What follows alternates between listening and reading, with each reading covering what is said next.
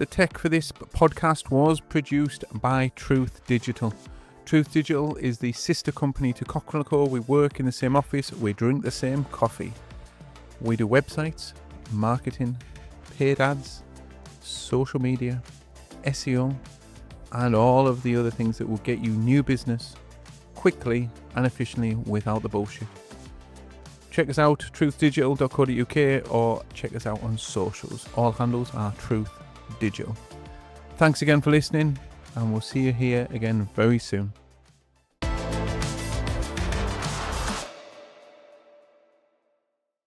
Welcome, Scott, to the UK Flooring Podcast.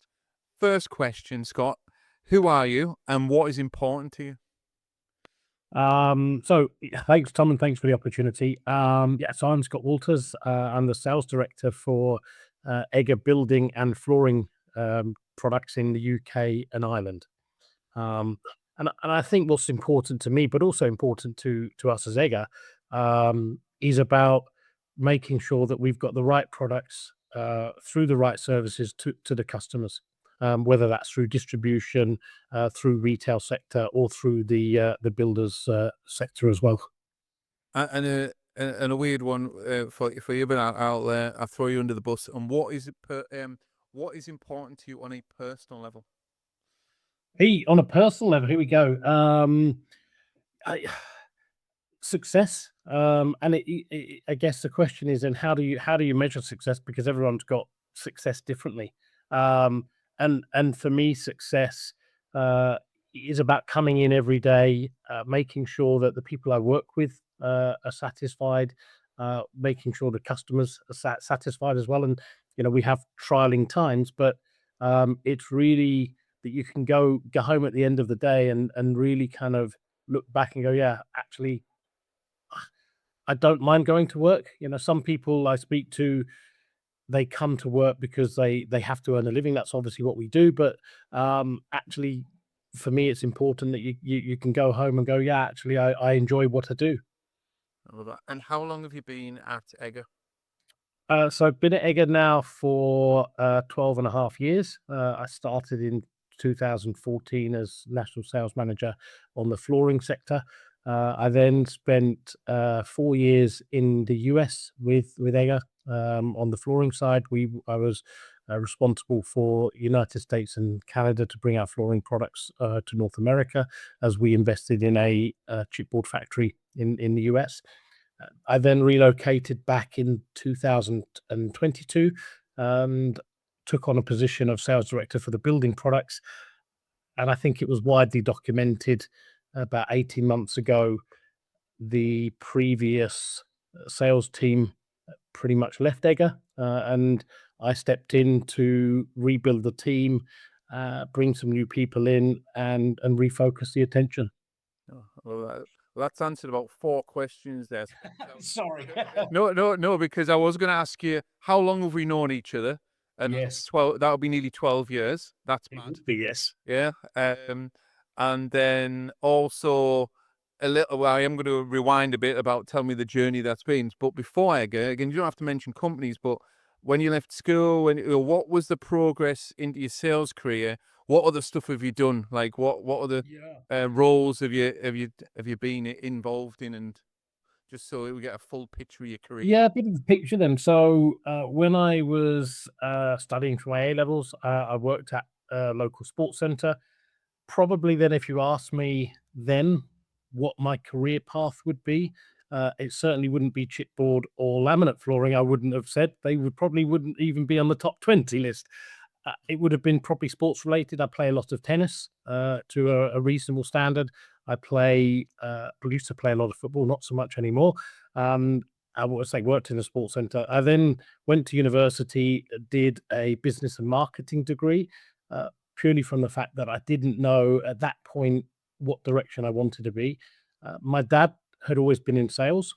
I'd seen some of the rewards from sales and the traveling, obviously meeting different people, dealing with different situations. And so I kind of wanted to go into sales. When I finished university, I just started really looking for a trainee sales job. And an advert caught my eye for a furniture company, a company called Moore's Furniture Group. Unfortunately, they went into administration recently. Really nice company, really good people. It was the people that made the business. I started there fresh out of university at 22 years old, and I stayed there for about 10 and a half years, worked with some really good people, and it was supplying kitchens into the house builder sector. So I was working with a lot of the national developers, a lot of regional contractors, a lot of specifiers, architects. Um, and then I did a brief stint at a vinyl flooring manufacturer for about 2 years. Um, didn't really work out for me. And again, when you talk about success, what does success look like? For me, I wasn't happy there. I kind of the culture wasn't the perfect fit. So then I kind of started to have a look around, and then the opportunity with Egger came up, and I've really not looked back. And I would say the number one thing, if anyone asked me the number one thing about Egger, I would absolutely say it's the culture and the people. And that comes from the management and the owners, Michael Fritz Egger, Michael Egger Jr., Uli Weiss, who are senior family members who are in the business. It's something that's really important to them on every level. So that's kind of, I guess, my journey to where I got to. And ironically, when I was at Moore's Furniture Group, I was selling Egger products every day, but I didn't know that at the time. But yeah, so I said probably chipboard and laminate flooring wasn't high up on the list, but actually the people that I've got to know through the industry, yourself being one of them, and you came to the event we organised in 2017 at St George's Park, and the people in that room, but the people in the industry are what makes it. Yeah. Well, and what, again, a bit of a nosy question. What's it like working in the States? What was that? Did you literally sell your house up, sticks gone, or was it always a temporary thing and you always knew you were coming back? Or how did that look and feel to just uproot and off you go? Yeah, it was really first uproots, moved everything across. It was always going to be for a fixed period, which was about 3.5 to 4 years. Um, there were talks at the time to extend that further, which I wanted to do. Unfortunately, the economic climate at the time, so I moved over at the middle of 2018. It was a project to set up the flooring activity where we had not been present in the US or North America for about 16, 17 years. So it was really landscaping the whole sector. What were the right decors? What were the right products? Um, what did the collection look like for a North American collection? Who were the customers? What was the route to market? It was doing everything from scratch, and then started the customer journey right at the time when COVID hit. And of course, we saw cost explosions through COVID, chemical shortages, all the challenges that came with that, freight costs going through the roof. I remember one customer, the freight cost went from $3,000 for a container to $17,000 for a container within the space of 4 weeks. And of course, customers just couldn't deal with that volatility, and kind of started to step back a little bit. So we made a decision that probably with all the challenges, look, we needed to step back the activity. And it was at that time when the opportunity to move back to the UK came about. And I just thought, yeah, it's probably a good opportunity. But it was really the best experience.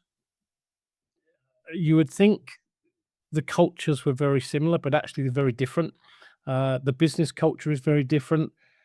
I think it's a lot more fast paced, a lot more transactional as well. Not saying that's a good thing or a bad thing, but it was just very very different. Um, the one thing I would say which was quite noticeable difference, whilst it was quite fast paced, actually to get decision was a very long period. There was lots of consulting, there was lots of meetings, and lots of delays and kind of promises that customers will start with you, and so yeah, I don't know whether what the reasons were behind that, but that was also common across other products that we came across in our business. And um, the group invested around $500 million in a new chipboard plant in North Carolina, and it's been pretty much the same. Sometimes getting decisions.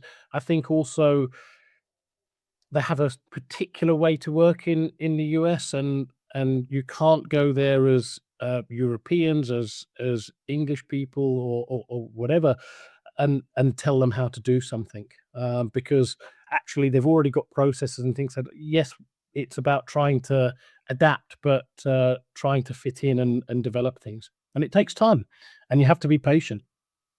Yeah.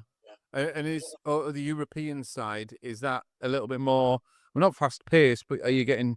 Because I know with me working with a few corporates to try and get an answer to a simple question could be like, you just can't do that, and it's like, well, we can, but you just we're not going to, are we? It's like, No, and so is it a bit different in the UK? Do you think? Is it like a little bit. I think we're very much more black and white.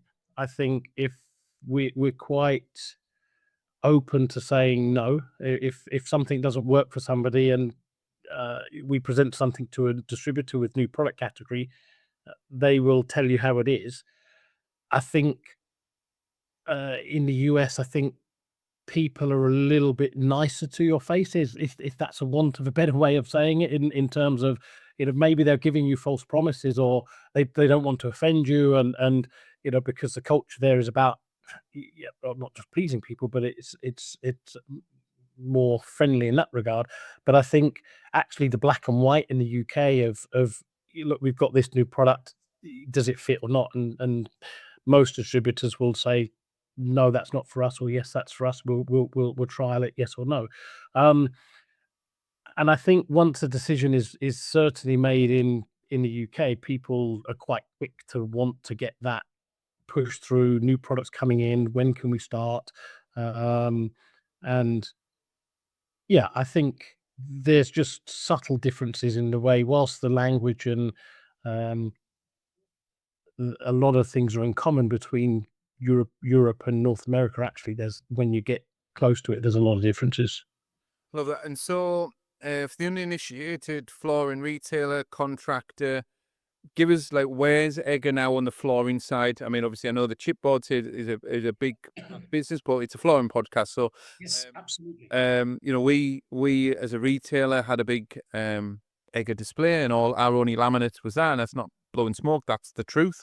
I think we were one of the first people to have one of your big premium stands, and it did what it said on the tin. We had 7 mil, we had 8 mil, we had 12 mil, or whatever. And it fitted a purpose for us. And so what does it look like now if someone has heard about it, doesn't really know what how things moved on? What's the objectives now? So Inside. on the flooring side, we've got two route to markets. We've got a DIY channel, and we've got a distribution channel.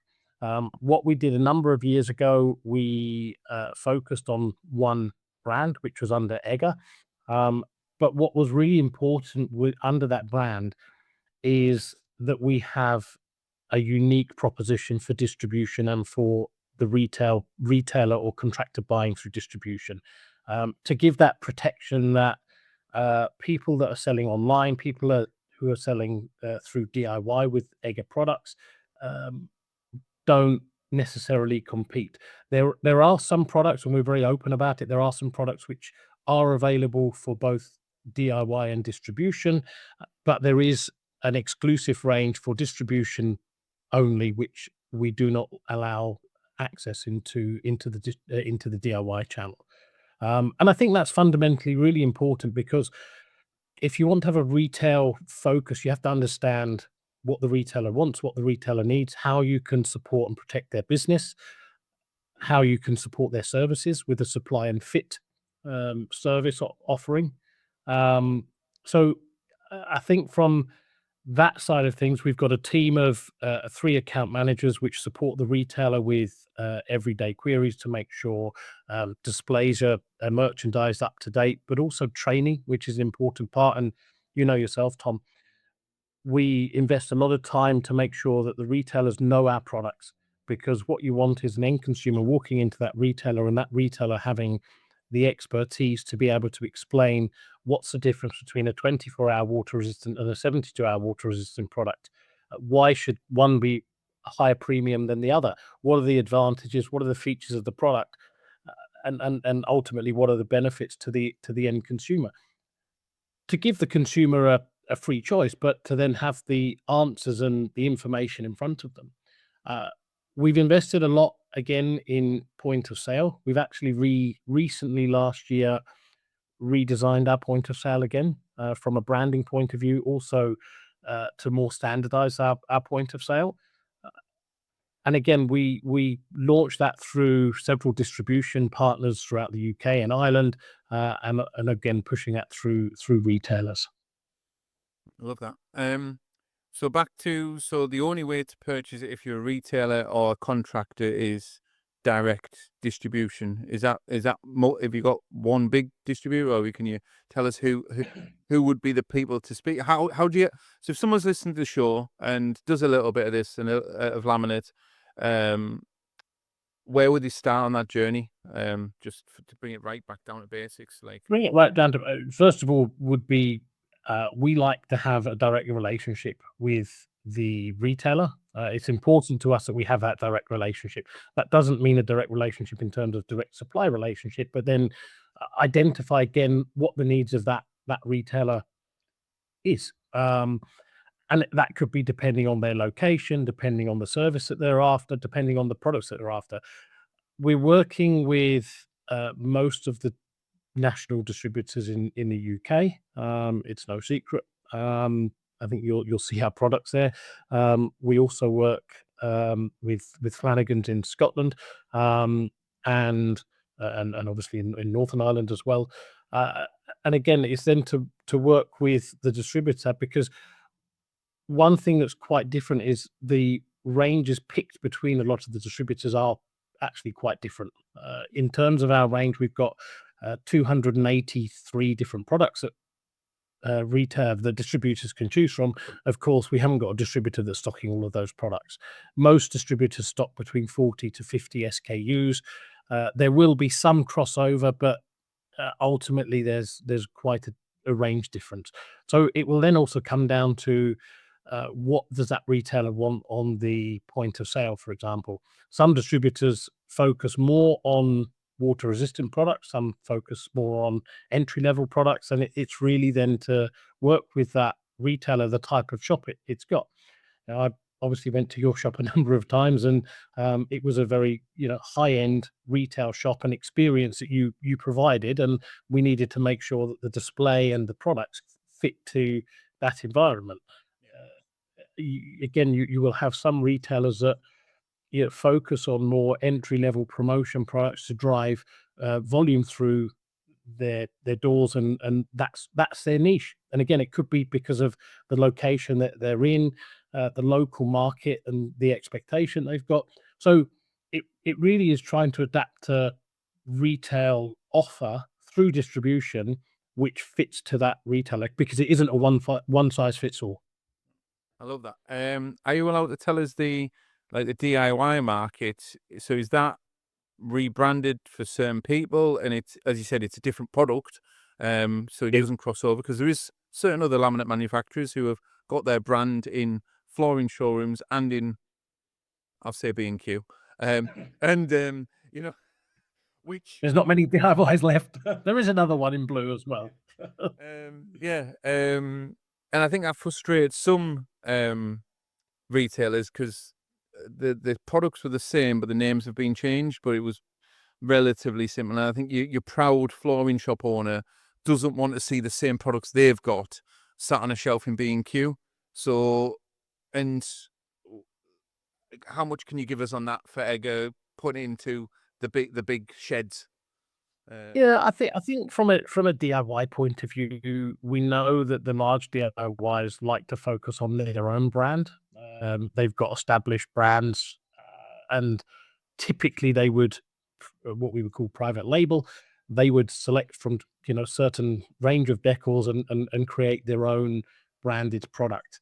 Um, Typically, the DIYs have a multi manufacture strategy from a supply point of view, because clearly they're doing a lot of volume and clearly they need to spread their risk. And if you look at some, there's probably four, five, or six manufacturers supplying into those DIY shops. Uh, it's no secret we were heavily supportive of Homebase. We had our brand in Homebase. Hats off to the previous team. They did a phenomenal job in positioning the products into Homebase. We do want to have Egger brand. One important aspect of having our brand and trying to grow a brand, the more places that you've got the brand, the better it is for everybody. I think if you're really a niche player and you're only working in certain certain pockets, it's very difficult to then develop the brand and also what goes with the brand, because it's not just about having a name on the box. It's about the website. It's about the online portals and the services that we can offer through there. It's about videos and marketing campaigns and literature and decor images, and it's all of the things that go around the brand that they're actually really important. And whilst most people will see the name on the box as the important thing, actually it's all the other stuff that comes with that. Um, there are a couple of players that also work with Egger online. Again, we're not secretive about that. You can search for our products online. What's actually really surprising, Tom, is the number of online shops that buy through distribution. And what I mean by that is you've got people who have got online shops, and we're not supplying them directly, and they're actually buying through distribution, and they manage that themselves. Um, I think that whole online piece is still developing, even in today's age. It's clearly, from a technical point of view, very easy to set up a website, launch things, but actually it's the back end of that, the service, the provide, how do you sort samples out? How do you get boxes of laminate flooring to an end consumer without it being damaged? And and there are a couple of people that have got that service proposition right. Probably still needs to develop further, but actually, um, it's still very challenging to deliver boxes of laminate flooring or boxes of it, any type of flooring to an end consumer damage free in a certain timescale. Especially made from MDF, HDF. It's like you give it a slight nudge with the forklift, Yeah. it's on the returns list. Um, And all ourselves, Tom, just on that point, y- we sometimes send samples out from Germany. We request samples for a customer meeting, and sometimes you're in the hand of the gods of how DHL will treat them. And I've seen guys from DHL launching sample boxes out the back of their vehicle, and all of a sudden the samples are damaged, and it is very challenging. yeah. You mentioned earlier about rebuilding your sales team. So Yes. we didn't need to go into the depth of what happened there, but what I would like to know is how would you build a world-class sales team? Um, yeah, look, 2 years ago, the sales team moved to another flooring manufacturer. All of Um, them. Was that right? Was it uh, all of them? The entire team? yeah, Mm. pretty much. Yeah, we had to deal with four people leaving in the space of about a week. So Okay. it was an Interesting interesting times. period. It was a very interesting time, because clearly we had to make a decision that if they're going to a competitor, to put them on garden leave, to take them out of the business straight away. It wasn't anything personal against them, because it's ultimately we've got to do what we've got to do right for Egger, and I think anybody in that situation would take the same decision. Uh, yeah, I was then asked to step in by our European sales director from the flooring side, and just said, look, we need to look at rebuilding a team. The one thing that I was really adamant on was making sure we brought in experience, because I think we've gone down a route previously where, in more less senior positions, where you could bring people from outside the industry, train them up, and get them into good people because they were good people. Actually, what was fundamental was we needed to bring in experienced people. The first thing was to bring in a national sales manager. And I brought in a lady who was recommended to me by 2 or 3 distributors, and I'm sure she won't mind me mentioning her, called Charlotte Jarvis. Um, and what a breath of fresh air. You know, many years within the flooring industry, knew all the distributors, came from a carpet background, but just brought in fresh ideas, a fresh way of looking at things. Also, I think actually because not coming from a laminate product category, um, really looking at things in a different way. Um, and then I just asked Charlotte, right, we need to now um, get some account managers in. She knew some contacts as well from obviously within the industry, and brought in a couple of people. And we did a short calculation. In the number of years experience, when we replace a team, we increased the years experience by about 55 years of flooring knowledge. And that kind of experience is really hard to come by. Um, Unfortunately, Charlotte left to set up her own distribution business, and she's doing very, very well. And we departed on really good terms. And in fact, she was instrumental in bringing our new sales manager, Gareth Gray, who again has got many years of within the sector. He I used to buy products off Gareth Gray. Well, there you go. He's People worked in think it's like, distribution. Yeah, he's worked in distribution. He's worked in manufacturing. And again, it's important to bring in somebody that understands distribution, because it is not an easy sector, the flooring sector, to understand. And I think that's why you've got a lot of people who stay within the sector. And I think we've seen some people come into the sector from outside of the sector, and within 2 or 3 years actually leave the sector because some of their ideas and um, experiences don't necessarily cross over into the flooring industry. no, love that. What would you say, as a priority, is what is your ideal customer for Egger?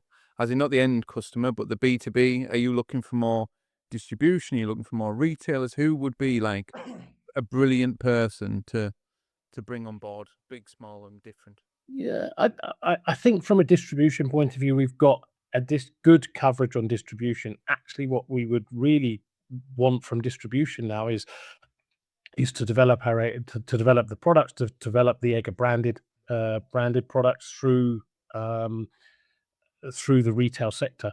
The biggest challenge we face with distribution, and it's not a criticism of them, but by any stretch of the imagination, a distribution sales rep has probably got 100 different products to sell.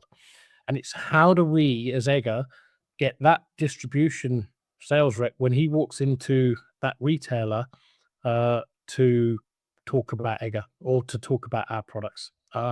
Because, of course, they've got carpet to sell, they've got vinyl products to sell, they've got contract products to sell, underlays, accessories, hardwoods.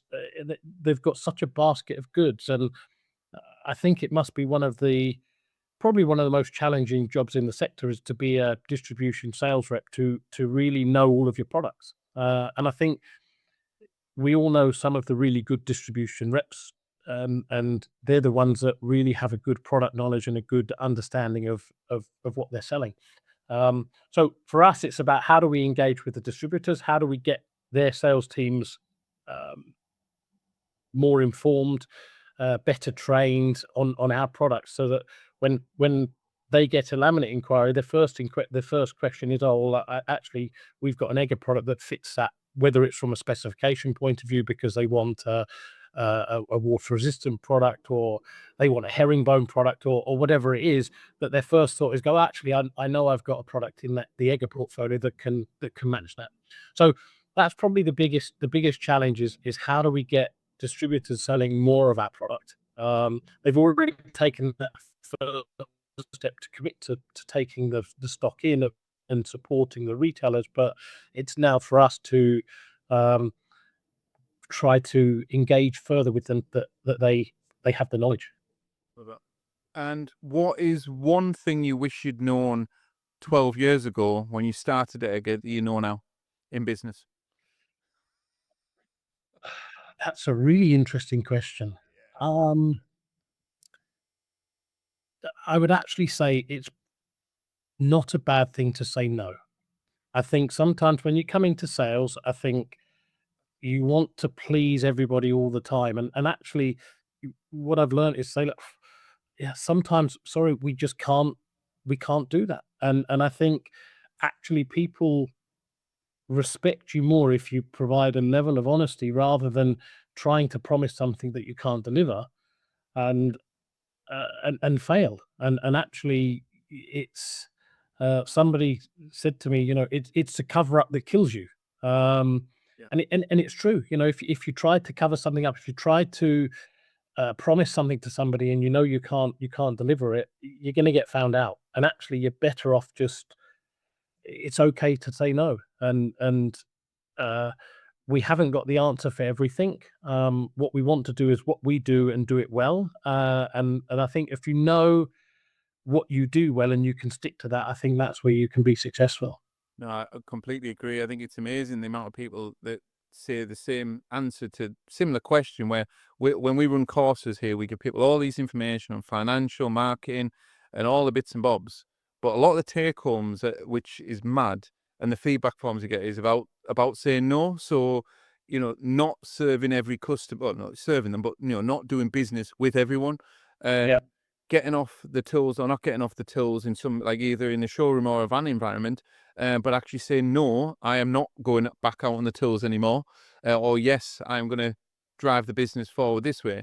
Everything's just a choice, but people get hung up on this sort of yes or no, and they're looking Yeah. for this golden nugget that'll like make their business amazing, and they're just sat on this. Well, just say no to this, this, this, and this, and that'll drive the business forward. And people are like, that can't be right, but then they do it.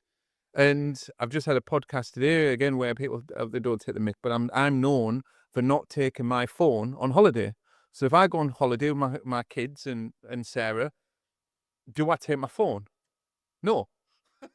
But Yeah. when I had my shop, when me and you were first sort of, when I was cutting my teeth with a bit of laminate, if you'd asked me that same question and you said, "Do you take your phone on holiday?" I'd have looked at you like mad, saying, "Scott, like, of course I See do. everywhere.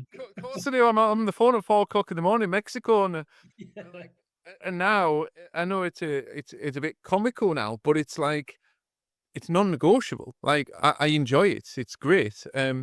And I think that's probably the biggest thing. Like, people are looking for these big golden nuggets, but honestly, the no is one of the most powerful things that can drive it forward. I love it.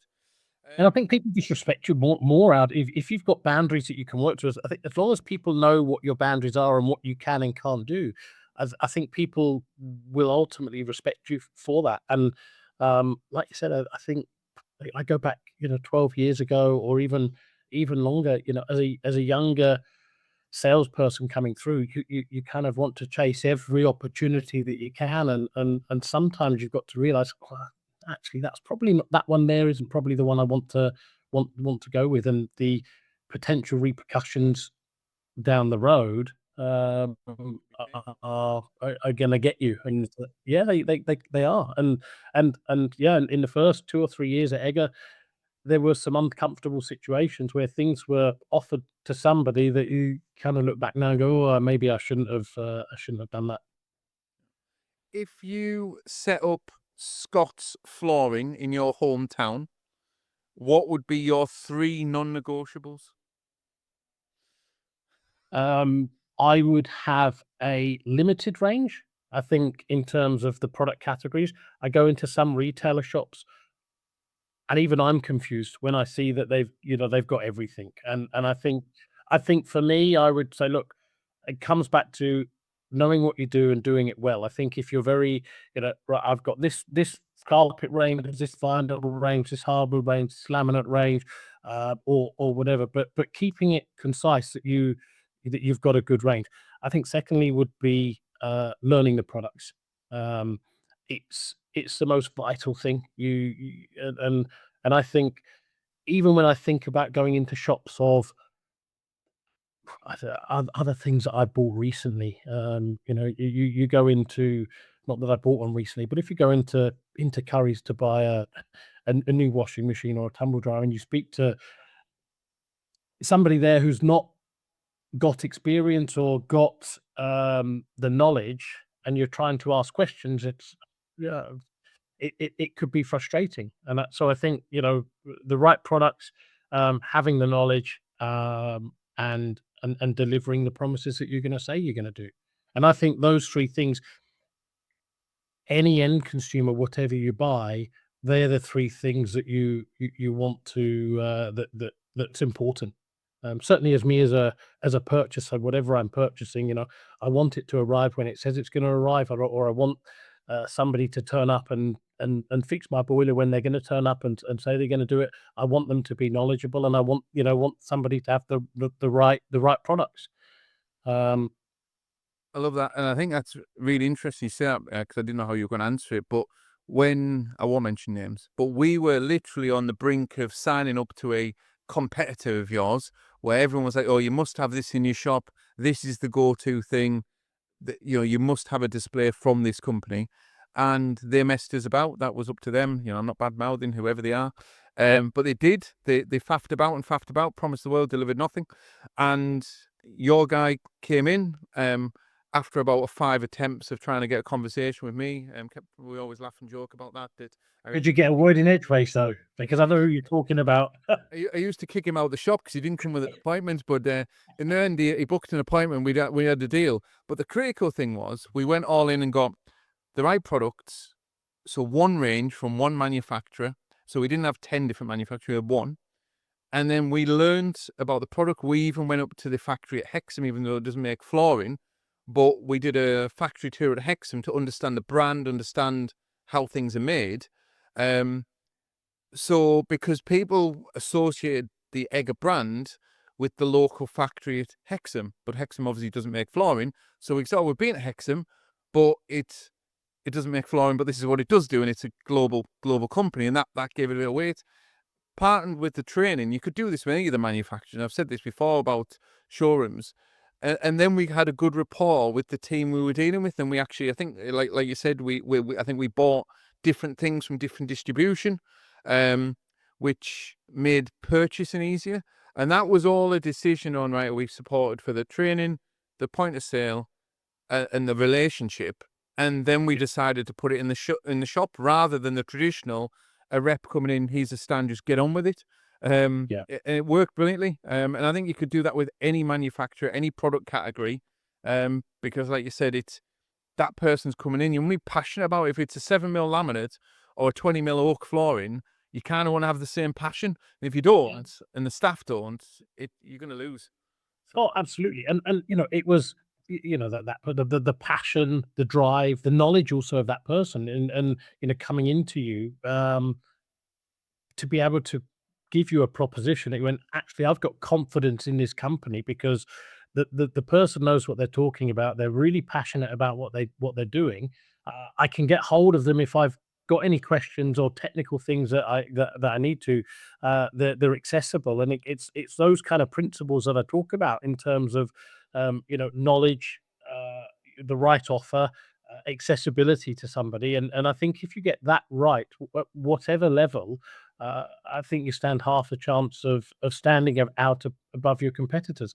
We're always going to have competitors, whatever product category it is, and it's how do you stand out in terms of quality, service, commercial offer. It's not just about having the cheapest product and offering the cheapest price. It's how do you put a proposition together for that retailer that says, actually, I've got a good, better, best offer. I've got the different price points here. I've got a really good range of products in terms of decors, quality, different specifications. Do you know what? The rep calls on me and checks to make sure that my stand's all okay, and do I need any samples? Do I need any support? I don't hear from the other guy. Well, yeah, it makes the decision a lot easier of where you're gonna go to. Um, and I think, you know, again, one thing that stood out, I was at a conference, uh, when was it? It was just before Harrogate, so I'm not gonna mention any names, but it was just before Harrogate at a conference, and somebody, dropped a bombshell to me to say, "Oh, look, we've just taken these decals exclusively from your competitor, and they promised us this and this, this, and this, and these exclusive decals."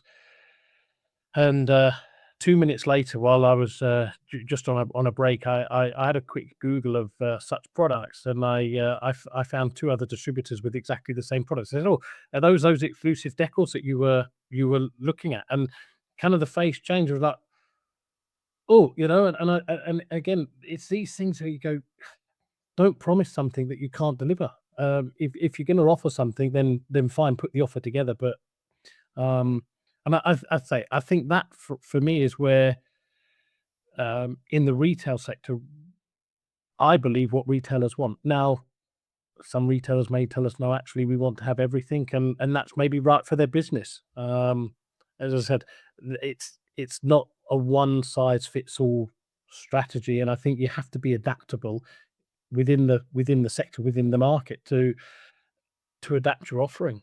And of course, if you've got somebody that's gonna commit to you, like you did with your shop, yes, we can put a lot of investment there because we know that you're gonna get fully behind the brand, you're gonna push it at every opportunity. Would we offer that same level of investment to somebody that carries every single laminate flooring offer and takes no interest in wanting to learn about your products? Probably not. I think that the decision making process is clearly going to be different. No, and that's what I think it's. I think I said on my showroom one as well. If you show the commitment and you've got statistics, manufacturers will listen to you. Some are set in their ways, and some might know this is how we do business. But again, probably the deal that we did was a little bit different to all the other deals that were going on probably at that time. But it worked for everyone, and everyone was committed. So it's a great bit of advice. Well, and there are some other retailers that you think about, and very final point on the retailer bit here with this question. Um, you look at Gary McGlynn in Scotland, Airdrie Flooring. He again, another massive supporter, takes the time to invest in understanding the products and commit to you as a brand. Um, so yeah, you want to invest in that time and support people. We've had many other retailers across the UK and Ireland who are the same. And I think if you can have that connection with the relationship level and to match the products and services of what they need to what you've got to offer, I think absolutely we will be there 100% to support. Love that. Some podcasty fun questions, Scott. Three people you'd love to have a pint with tonight in a pub, dead or alive, and why? Ooh. Um, I would love to have a pint with Arsene Wenger. I'm a massive Arsenal fan. I just ever since he joined Arsenal in '97, I just found him fascinating. And um, I think he would be actually quite an intelligent conversation. Yeah. Um, Bit of a corny one. But probably my parents and class that as one. I don't live near my parents now. I grew up and obviously spent a lot of time away. And I think actually, you only get one set of parents, and I think family's important. Um, and then whoa, another Arsenal one, as a sporting one, would I be thought you were going to Tony go Adams. tennis. I thought you were going to go Well, tennis. I was thinking tennis, but actually no, Tony Adams, just purely from the fact that I think the journey he's gone through, and I've followed his career, but also on social media afterwards, and the battles that he's had with alcohol, and some of the things that he's gone through. Um, and he's kind of a person that whenever I've done sport, I kind of always looked up to in terms of the attitude that if you went out with the right attitude, or anything you do, I think if you go out with the right attitude and drive, there would never be an Arsenal game where he would hide away. Yes, he would have a bad game, but he would give 110% every week. And I think whatever you do in life, as long as you give 110%, yes, you'll have success, yes, you'll have failures, but no one can ever fault your effort. And so yeah, I think actually probably in hindsight, he probably wouldn't want to have a pint now. You can have some water. It's all right. Yeah, maybe. It's, if I gave you 10 grand now and you've got to spend it by 9 o'clock tomorrow morning, commercially for Egger, and then personally, so you've got 20 grand, but 10 grand, you only got 10 grand on each side. What are the two things that you're going to either purchase or do with the 10 grand for Egger and for Scott? Um, Personally, it's an easy one. So I've got a koi pond, and I would Expensive.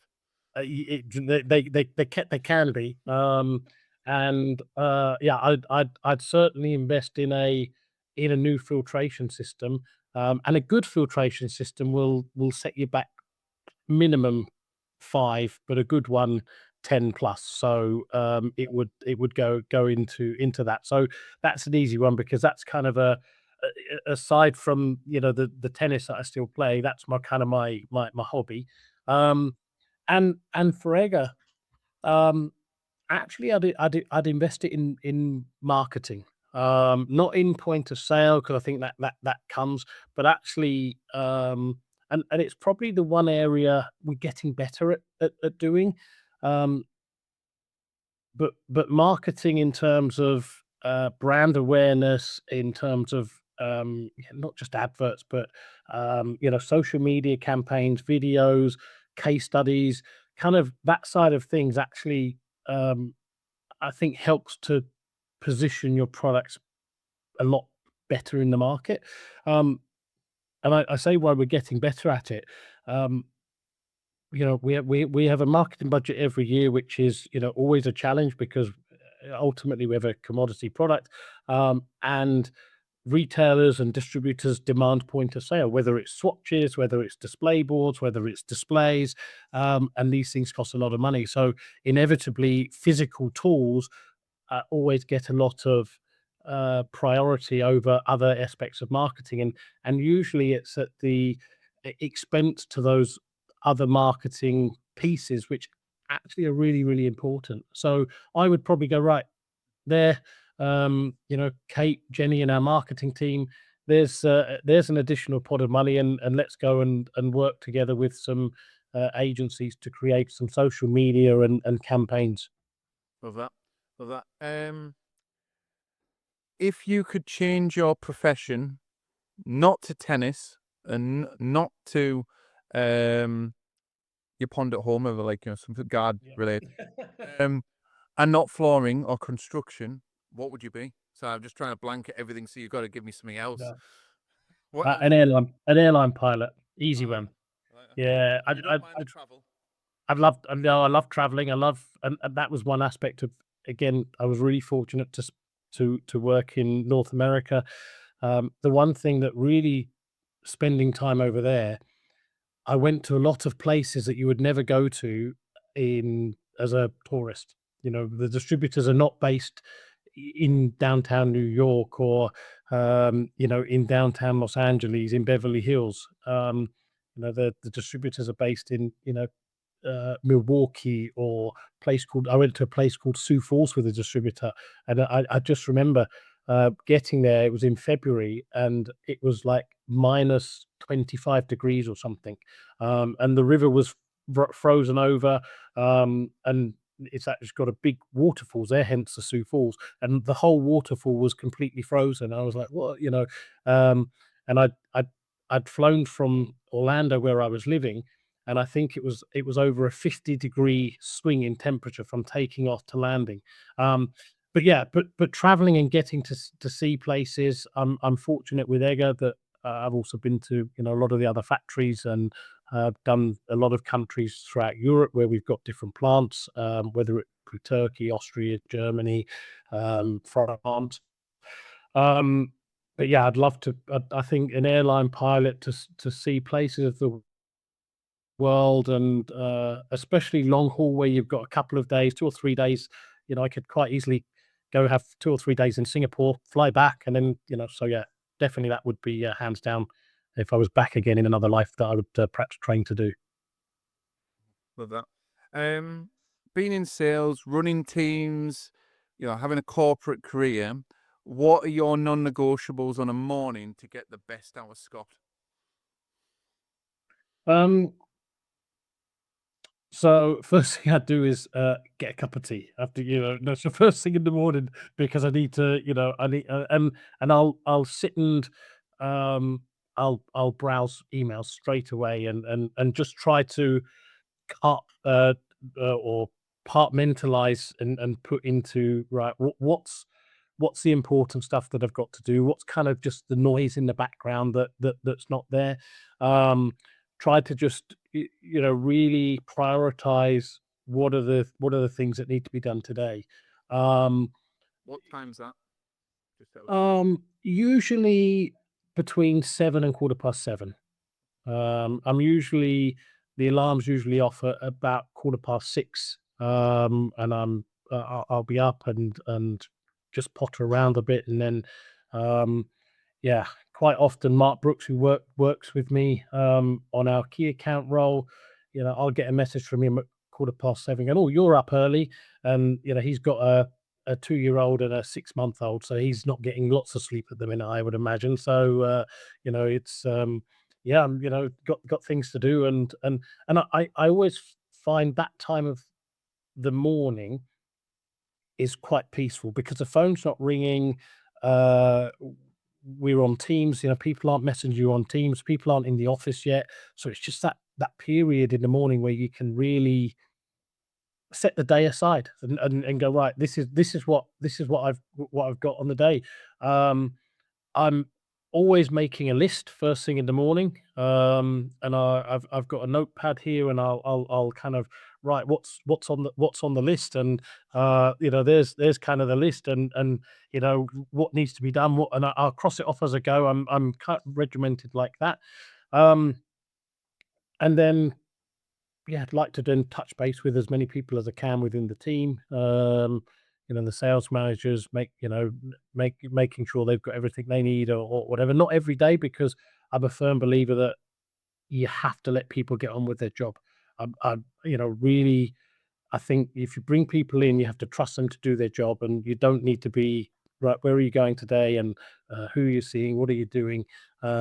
But it's, if there's priorities coming out that they've asked for something, or they need something, and then they're going to a meeting, and can I can I offer this, or can we do this price or product or whatever, to make sure that they're fully armed, and yeah, that's kind of the setting the scene, I would say, in the morning. Love that. And then the last but most difficult question, I've left it right to the end. You've done some really interesting projects, like throughout your whole career, but what still holds you back?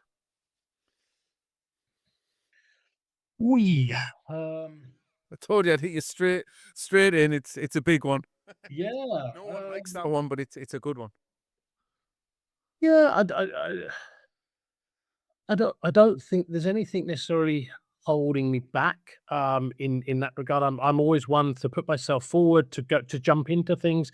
When I was offered the position of the US, I accepted without even having going over to the US. So when I got the call from the European sales director to say, "Look, we need to, can we get your support to set up a new team?" Yeah, I'll jump in, fully committed, fully organized. Um, a little bit of an exclusive. My role will slightly change from the 1st of July. It's been communicated, it's no secret, but I will also take additional responsibility of looking after our building products and flooring products in the Scandinavian countries alongside what I'm doing. I know I'm only able to do that because we've got two really good experienced sales managers doing the day-to-day business in the UK. And so from that point of view, no, I'm fully invested.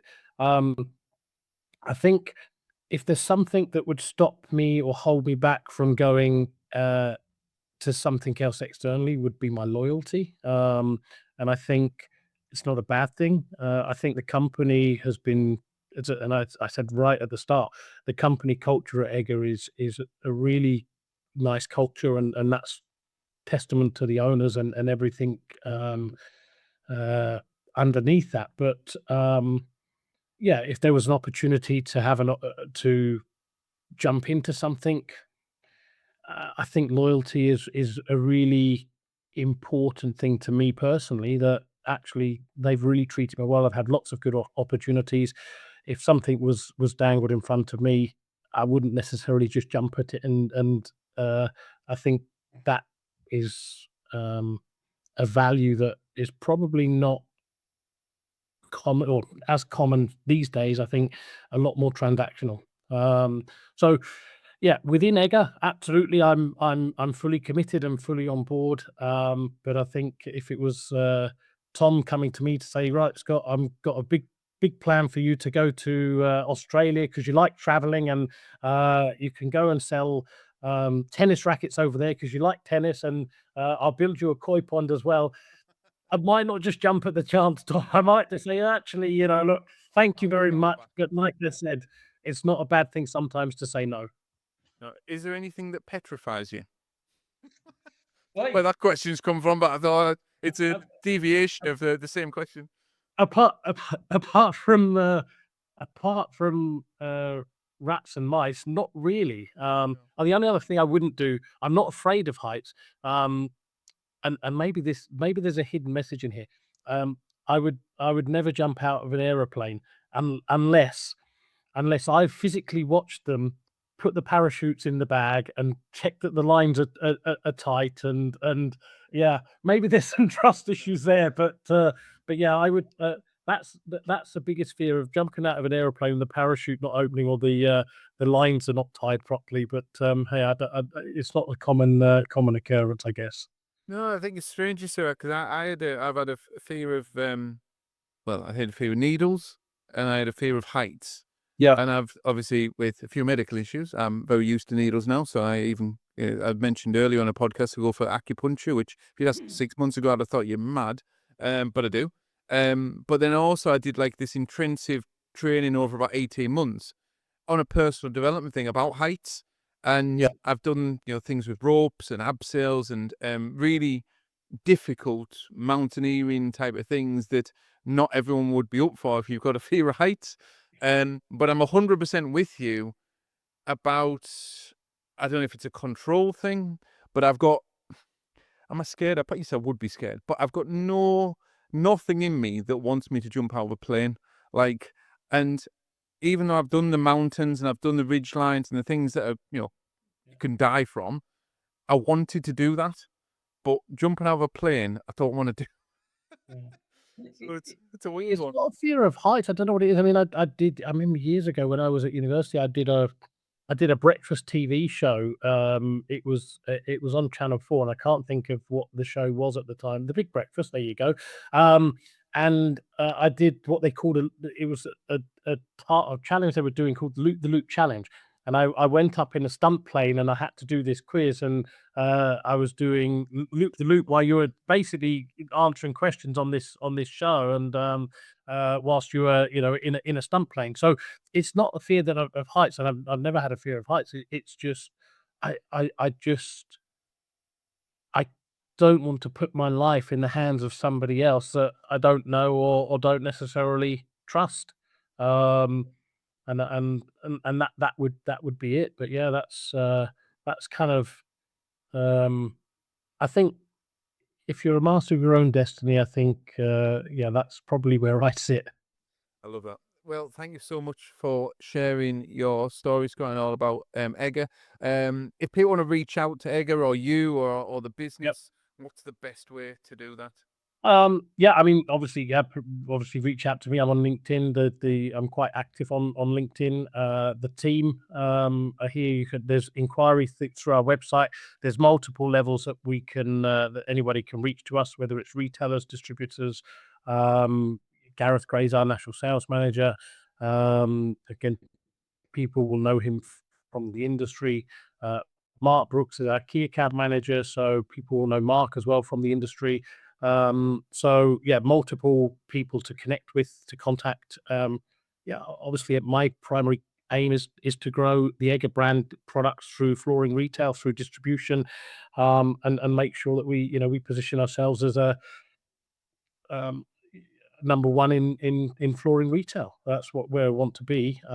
Whether we can get to number one is another question, but I think if you've got to have a bar where you want to set and where you want to reach to, and that's kind of where we want to be. I think if you don't know where you're going, you're never going to get there. So many people are punching at something they don't know what they're getting. So No, absolutely, and I think we're very clear what we want to do, what we're good at. We know where our qualities and our experience are in the sector, and I think that's we strive to provide the best product, the best service, with the right commercial offer for retailers, available through distribution, because ultimately we need our products to be available for the retailers, for the end consumer, and that's why we work hand in hand with the distributors. love that. Well, thank you so much for your time, Scott. Brilliant Thank you. podcasting. It's great to see you after see each other each year, but to get you on the Absolutely. podcast finally. Great. Thank you. Appreciate the time, Tom. Thank you.